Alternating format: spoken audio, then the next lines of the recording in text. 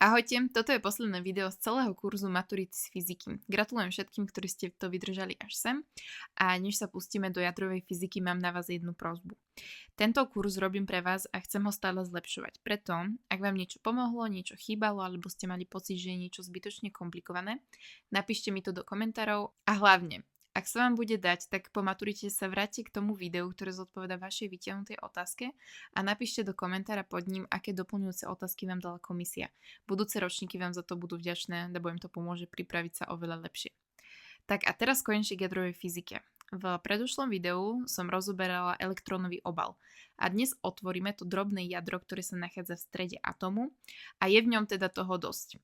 Energia hviezd, jadrové elektrárne, radioaktivita aj uhlíkové datovanie. Toto video bude mať 4 časti. Najprv stavba jadra a väzbová energia, potom štiepenie a syntéza, potom radioaktivita a polčas premeny, no a nakoniec využitie, ochrana a elementárne častice.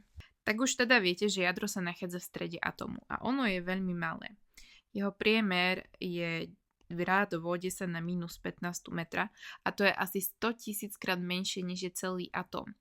Toto jadro je husté, je kladne nabité, skladá sa z dvoch druhov častíc, ktoré spolu voláme nukleóny. Tieto kladné častice sú protóny, majú kladný náboj a ich počet sa značí takýmto písmenom Z. Tieto sievé častice, tak to sú neutróny, oni sú bez náboja a ich počet sa značí takýmto písmenom N. Nukleónové číslo je súčet protónového čísla a neutrónového čísla a udáva, koľko celkovo nukleónov sa nachádza v jadre, koľko celkovo častíc sa nachádza v jadre.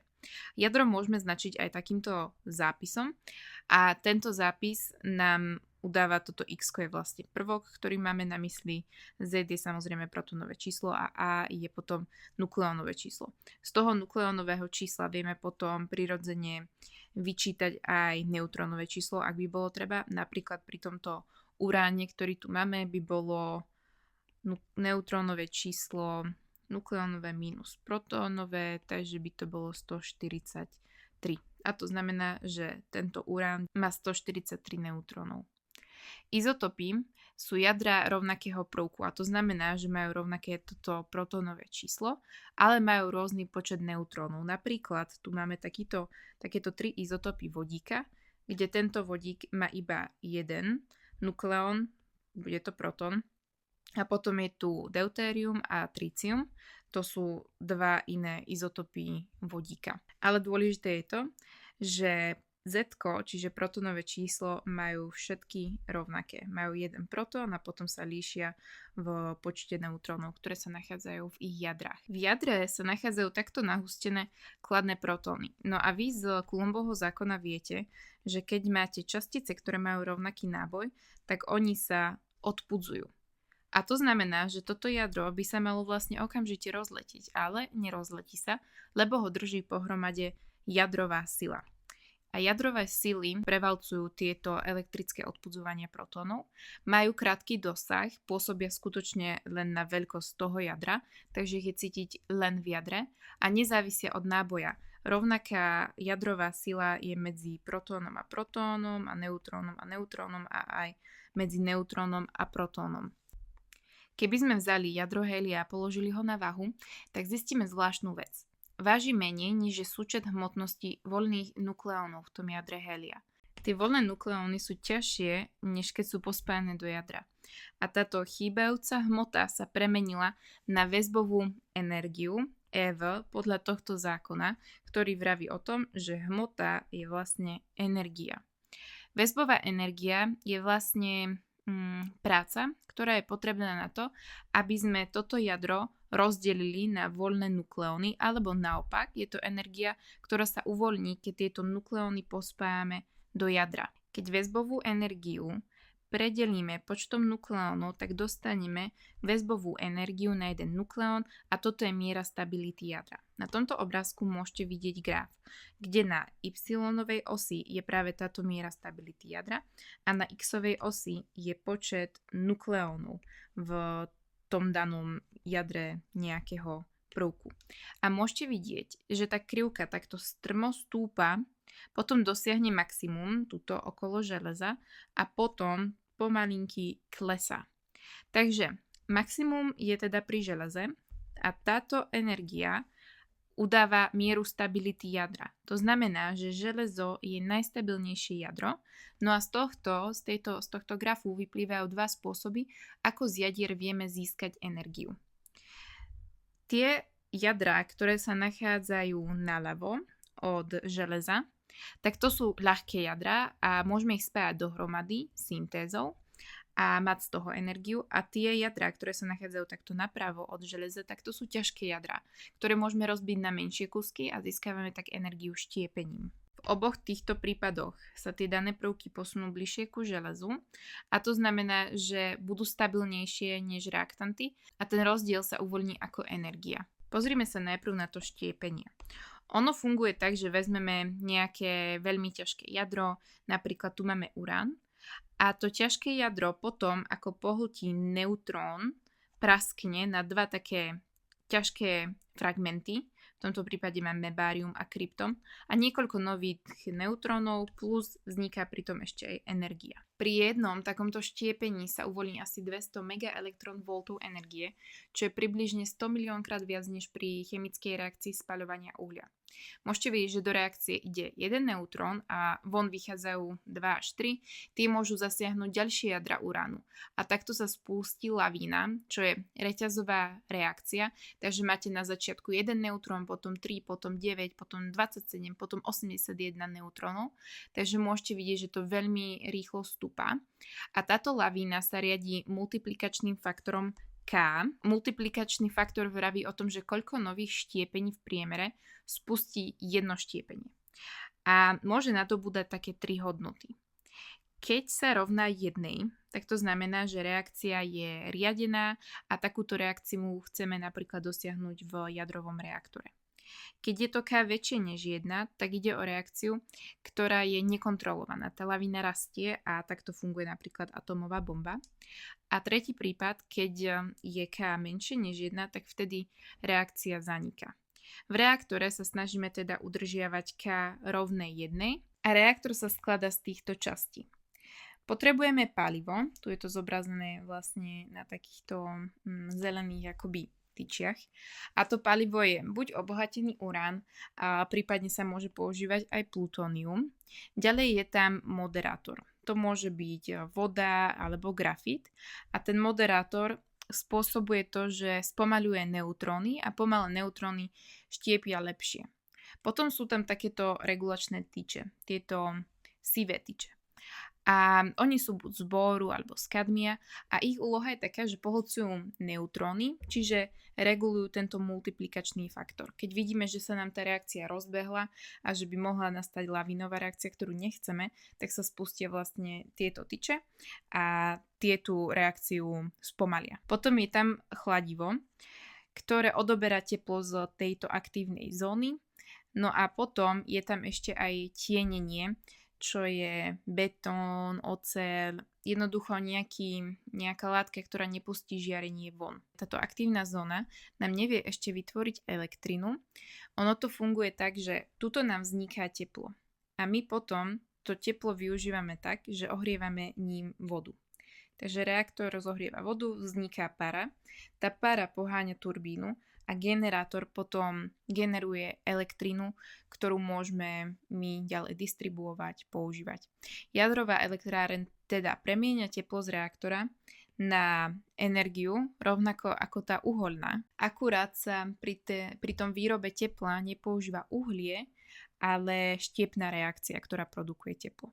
Slovensko má jadrovú elektrárňu v Mochovciach a v Jaslovských Bohuniciach, no a spolu pokrývajú zhruba polovicu spotreby elektriny. Ešte sa presunieme naspäť a pozrieme sa na syntézu. Tak syntéza funguje tak, že vezmeme dve ľahké jadrá a tie sa spoja do ťažšieho a pritom sa uvoľní energia. Tuto máme napríklad teda to deutérium a tricium.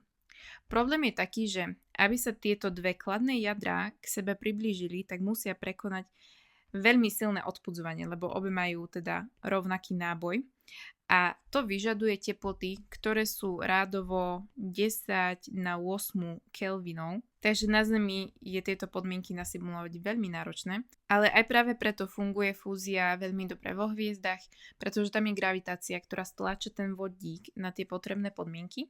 Na Zemi sa o to pokúša experiment ITER, ktorý sa robí vo Francúzsku. Teraz sa presunieme na radioaktivitu. To je jav, pri ktorom máte nestabilné jadra. A tie jadra sa snažia stať stabilnejšími a preto samovoľne prechádzajú do tých stabilnejších stavov, akurát pritom emitujú nejaké žiarenia. Radioaktivitu objavil Becquerel a potom manželia Curiovci vysvetlili. A teda, ktoré jadra sú nestabilné? No nestabilné sú tie, ktoré majú nevhodný pomer protonov a neutrónov, alebo všeobecne všetky veľmi ťažké jadrá sú radioaktívne. To sú tie, čo sa nachádzajú tak nižšie v periodickej sústave prvkov.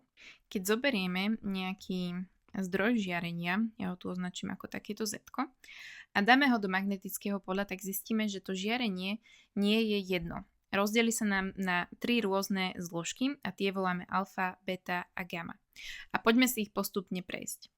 Takto alfa žiarenie, tak to je vlastne jadro helia, čiže 2 protóny a 2 neutróny pokope. Je to taká pomerne veľká a ťažká častica, takže ju vieme zastaviť úplnou maličkosťou, stačí iba obyčajný list papiera. Takže ona keď takto letí z toho zdroja, tak sa zastaví na tom papieri. A keďže z jadra odletia 4 nukleóny a z toho 2 sú protóny, tak nukleónové číslo Ačko sa zmenší o 4 a protonové číslo Z sa zmenší o 2. Beta mínus žiarenie je elektrón, ale pozor, nie hociaký elektrón. On vznikne tak, že priamo v jadre sa jeden neutrón premení na protón a pritom vyletí elektrón. A toto žiarenie už papier nevie zastaviť, potrebujeme na to aspoň hliníkový plech, takže papierom prejde, zastaví sa na hliníkovom plechu. A vtedy sa nukleónové číslo nejako nemení, lebo neutrón sa len premenil na protón. Ale protónové číslo nám teda stúpne o 1. A posledné máme toto gamma žiarenie. To už nie je žiadna častica, to je elektromagnetické vlnenie, čiže fotón s obrovskou energiou. A toto sa zastavuje najťažšie. Potrebujeme na to olovo alebo veľmi hrubý betón. Keďže je to elektromagnetické vlnenie, tak ja ho zobrazím aj takou akoby vlnkou. A pri gamma žiarení sa nemení ani nukleónové, ani protónové číslo. Jadro len vyžiari prebytočnú energiu, takže tieto čísla ostávajú nemenné. A čo je dôležité? Pri každom takomto rozpade nám vždy platia zákony zachovania. Zachováva sa tam nukleónové a aj protónové číslo. To znamená, že súčet na ľavej strane rovnice musí sedieť so súčtom na pravej strane. Keď máme nejakú kopu nestabilných jadier, tak ten rozpad jedného konkrétneho jadra je úplne náhodný a my nevieme dopredu povedať, ktoré sa rozpadne ako prvé a ktoré ako posledné. Ale aj keď to nevieme pri jednom jadre, tak štatisticky, keď ich máme veľa, tak vieme veľmi presne popísať, ako ich počet klesá v čase a platí na to tento vzťah. Vysvetlíme si, že čo tam máme. Toto N0 je počet jadier na začiatku a NT je počet jadier, ktoré nám ešte zostali po nejakom tomto čase T. A teraz teda tieto zvyšné dve dôležité veličiny. Tak tú prvú si vezmeme toto veľké tlačené T a to je polčas premeny. Je to jednoducho čas, za ktorý sa rozpadne polovica jadier. Čiže keď začneme s miliónom jadier, po jednom polčase ich máme 500 000, po 2 polčasoch 250 000, po 3 8 000 a tak ďalej. Vždy nám polovička zostane a polovička sa rozpadne. A druhá veličina, táto lambda, tak to je rozpadová konštanta a značíme ju teda takýmto gréckym písmenom. A tá nám hovorí, aká je pravdepodobnosť, že sa jadro rozpadne za 1 sekundu. Má jednotku sekunda na -1 a s polčasom je zviazaná takýmto vzťahom, že je to prirodzený logaritmus 2/t. A ešte jedna užitočná veličina, to je aktivita, značíme ju takýmto A udáva počet rozpadov za sekundu, je jednotka je Becquerel, značí sa takýmto BQ, no a 1 Becquerel je vlastne 1 rozpad za sekundu. Ešte taká zaujímavosť, tieto polčasy rôznych prvkov majú naozaj obrovský rozsah. Napríklad radioaktívny jód, ktorý sa používa v medicíne, má polčas len 8 dní a uhlík, ktorým sa datujú archeologické nálezy, má polčas až 5730 rokov. A urán má polčas, čo je zhruba vek našej Zeme. Tak a poďme sa pozrieť, kde všade tú jadrovú energiu reálne používame. Tým najznámejším využitím sú samozrejme jadrové elektrárne. U nás na Slovensku máme dve, ktoré som už spomínala, Mochovce a Jaslovské Bohunice. Ich veľká výhoda je, že vyrábajú obrovské množstvo elektriny a pritom neprodukujú žiadne emisie CO2, takže neprispievajú ku klimatickej zmene. Jadrový pohon sa využíva aj v armáde, napríklad pri ponorkách alebo lodiach. Tie majú malý jadrový reaktor priamo na palube a vďaka tomu vydržia plávať aj niekoľko rokov bez toho, aby museli nejako dotankovať palivo. A do budúcnosti je veľká nádej v termojadrovej fúzii. To je presne ten proces, ktorý poháňa naše slnko. Ako som spomínala, vo Francúzsku sa práve stavia obrovský experiment, volá sa ITER, ktorý má ukázať, či to vieme zvládnuť aj na Zemi. Okrem energetiky sa radioaktívne prvky používajú aj v iných oblastiach. Asi najdôležitejšia je medicína. Pri diagnostike sa pacientovi podá malé množstvo radioaktívnej látky, napríklad flór alebo technécium. A podľa toho, ako sa v tele nahromadí, lekári vidia, čo sa deje vo vnútri. A tomu hovoríme PET vyšetrenie alebo scintigrafia. A pri liečbe rakoviny sa zase nádor cieľene ožaruje najčastejšie kobaltom alebo jodom. Ďalšie využitie je radioaktívne datovanie. Tam pomocou izotopu uhlíka vieme určiť vek archeologických nálezov kostí, dreva, papiera a to až do veku zhruba 50 000 rokov dozadu. No a v priemysle sa žiarenie využíva napríklad na kontrolu zvarov v potrubiach alebo mostoch, na meranie hrúbky materiálu alebo aj na sterilizáciu zdravotníckych pomôcok a potravín. No a teraz to najdôležitejšie, pretože žiarenie nie je len užitočné, môže byť aj veľmi nebezpečné. Poškodzuje DNA v našich bunkách a vo väčších dávkach môže človeka aj zabiť a preto sa musíme pred ním chrániť. A ochrana stojí na 3 takýchto jednoduchých zásadách. Po prvé čas. Čím kratšie sme pri zdroji žiarenia, tak tým menšiu dávku dostaneme. To je logické. Po druhé, vzdialenosť. Intenzita žiarenia klesá s druhou mocninou vzdialenosti, čiže ak sa vzdialíme 2-krát ďalej, dostaneme 4-krát menej žiarenia. Ak 3-krát ďalej, dostaneme 9-krát menej žiarenia a tak ďalej. Takže odstup vie veľa spraviť. No a po tretie je tienenie. Keď už musíme byť blízko, postavíme medzi seba a zdroj nejakú prekážku. Alfa zastaví papier, beta hliník a na gamu potrebujeme olovo alebo hrubý betón. A dávku, ktorú človek dostane, merieme prístrojmi, ktoré sa volajú dozimetre. A teraz na záver sa pozrieme ešte hlbšie až na úplne najmenšiu úroveň, pretože dlho sa myslelo, že protóny a neutróny sú už ďalej nedeliteľné, ale ukázalo sa, že nie sú elementárne, že sa ešte skladajú z menších častíc, ktoré voláme kvarky. No a dnešné poznatky o tom, z čoho je svet zložený, zhrňa tzv. Štandardný model časticovej fyziky a podľa neho rozdeľujeme elementárne častice do 3 takých veľkých skupín. Na kvarky, leptóny a bozóny. A na úplný záver si môžeme pripomenúť 2 veľké a podľa mňa ešte stále nové objavy. V roku 2012 sa v CERNe podarilo experimentálne potvrdiť existenciu Higgsovho bozónu a v roku 2015 detektor LIGO zachytil gravitačné vlny. No a v oboch týchto prípadoch išlo o potvrdenie teoretických predpovedí, ktoré boli niekoľko rokov staré. Takže to sú krásne ukážky toho, ako fyzika ide stále popredu. Tak toto bola jadrová fyzika a zároveň posledné video kurzu. A teraz tá prosba ešte raz. Po maturite sa skúste vrátiť k videu, ktoré zodpovedá vašej maturitnej otázke a do komentárov napíšte, aké doplňujúce otázky ste dostali od komisie. Pomôžete tým budúcim maturantom. Držím vám palce na maturite a ďakujem, že ste tu boli celý čas. Ak vám kurz pomohol, tak môžete dať vedieť cez like a odber, nech ho ľahšie nájdú tí ďalší. A veľa šťastia a snáď sa počujeme v iných videách.